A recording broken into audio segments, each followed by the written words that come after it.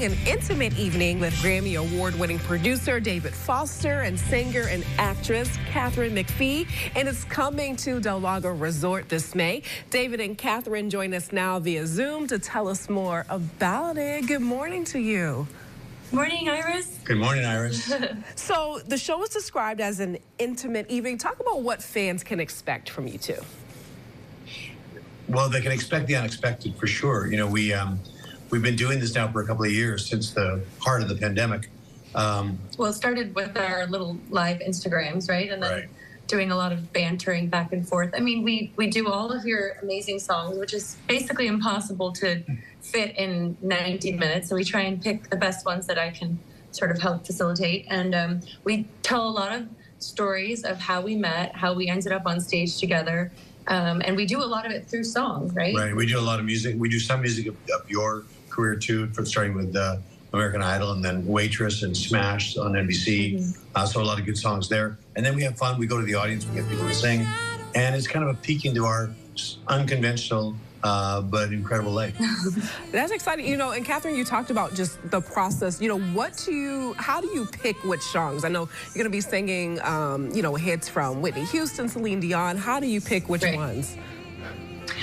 Well, unfortunately for any singer, David's songs are so impossible to sing. She tries to avoid the Celine Dion songs if she can. I love Celine Dion, but they're very challenging songs to sing. So we managed to do a few of the Celine songs, right? Like that was part of. We do them in a funny way, and she sings them great, but she's just, you know, they're hard on any singer. Even if you ask Celine with her Vegas show, she was like, "Oh my gosh, these songs, they're just. Why did you make these songs so hard?" You know. But we do touch on a lot of them. But again, it's like we sort of we tell our story of how we met and sort of all the things that have happened since we became a couple, because we were friends for a very long time. And then the song selection sort of came through us like following our timeline of being together. So like the very first song I ever sang in front of him was The Prayer by Andrea Bocelli and Celine Dion. David, of course, wrote and produced it because that was the first song I sang in front of him to try and impress Andrea Bocelli.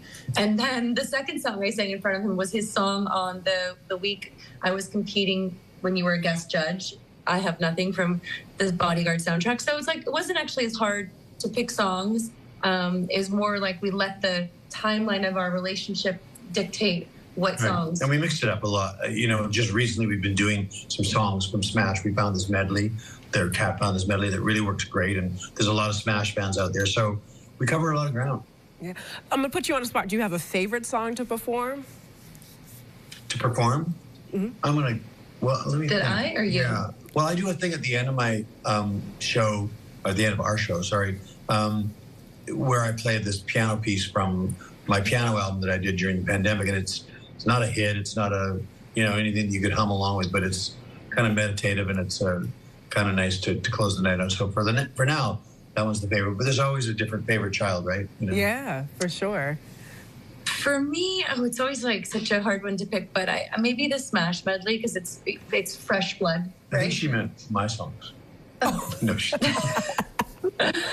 No, I do love doing the little snippets of Celine Dion that we do because No, the Smash medley it's great. I mean, it's just a lot of fun and you know, we've been to a lot of shows. All of us have been to a lot of shows where, you know, the performer just gets up, they do their songs and it's great, but like you're wanting to connect with the artist and sometimes they just don't speak, they don't talk, they don't want to let you in. You can't get us to shut up, basically. Yeah. I love that.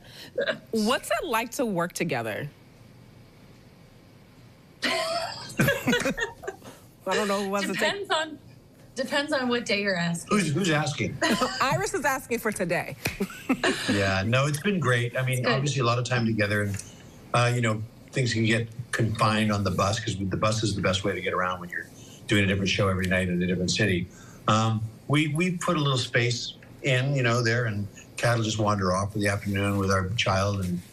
It works. Yeah, it does work on the road in terms of finding your own. You kind of have no choice. You have to get off the bus and unload your stuff and get ready for the next show. So you do find a lot of like your own time. But I think it's important for us as a couple, because this was not, contrary to maybe what some people think, that this was not part of my plan, at least. Maybe it was your secret plan. To tour or to be together?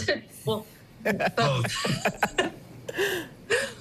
We were friends for a long time, so it was a big surprise when we ended up together. But yeah, I think like when we get off of the tour, we have to find a lot of time to do kind of nothing. Like, I just mean everyday things like waking up and having coffee and going for walks, taking our kid to school, spending time with his other family, and just sort of basic stuff, because it can feel so repetitive and yeah. But it wasn't part of our plan to tour together. But we did. And we've also, both of us have toured separately. Kat this summer is doing quite a few dates on her own without me, and I'm doing a couple without her. And I shudder at the idea of doing a show without you. It's easy. By the way, are you a therapist, Ira? Well, we can talk after. Let's do that. This is working. It is. Well, it's been such a pleasure. Unfortunately, we're out of time, but you and I, let's connect afterward to chat more. Okay. You're in Syracuse, right? Yes. A little heads up that Kat may be doing a little movie in Syracuse before the end of the year. Okay. So look for her in Syracuse. Won't say anything about the movie, but it could be very cool. Okay, Kat, call me. I'll give you my number afterward. Got it. I'll need a friend. All right, so an intimate evening with David Foster and Katharine McPhee.